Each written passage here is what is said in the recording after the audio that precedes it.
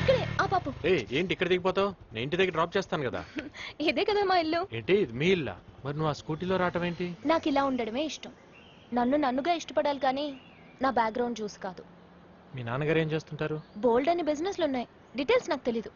సర్లే లోపలికి వెళ్దాం రా. వద్దులే, నేను ఇంకోసారి వస్తాలే. Okay bye. బాయ్.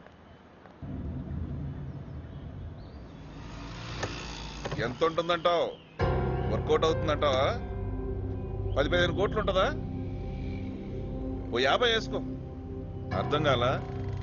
ఆడపిల్లల తండ్రులు 10-20 సంవత్సరాలు కష్టపడి డబ్బులు సంపాదిస్తారు.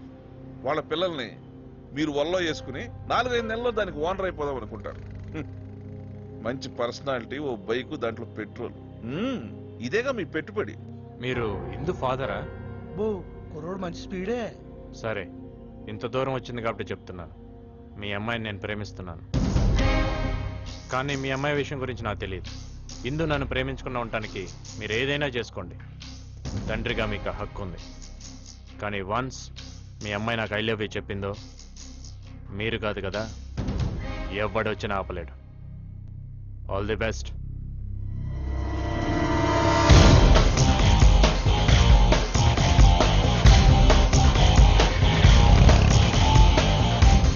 చూసారా జనరేషన్?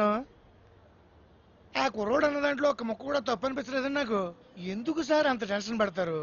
లోపలికి వెళ్ళి అమ్మాయి గారిని స్ఫూర్తిగా డీల్ చేయండి. అమ్మాయి గారిని కాలేజీ నుంచి ఎలా వచ్చావు అడగండి. నిజం చెప్పింది అనుకోండి ఏమీ లేనట్టు, అబద్ధం చెప్పింది అనుకోండి ఏదో ఉన్నట్టు. అప్పుడు ఈ సంగతి చూద్దాం.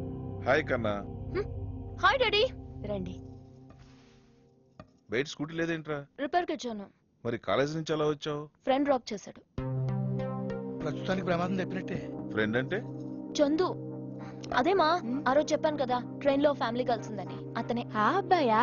లోపలికి పిలిచుండొచ్చు కదమ్మా. చూడమ్మా, ఈ ప్రేమలు పగలు ఫ్రెండ్షిప్ నుంచి పుడతాయి. మన జాగ్రత్తలో మనం ఉండటం మంచిది.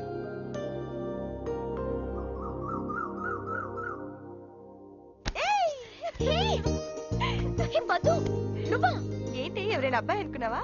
అంత ధైర్యం ఎవరికి ఉందిలే గాని. ఏంటి సడన్ సర్ప్రైజ్? కొంపతీసి పెళ్లిగానే ఫిక్స్ అయిందా? అంత కరెక్ట్ గా చెప్పావే. నువ్వు పట్టుకున్న గ్రిప్ చూసి అత్తయ్య కూడా వచ్చిందా? వచ్చానే.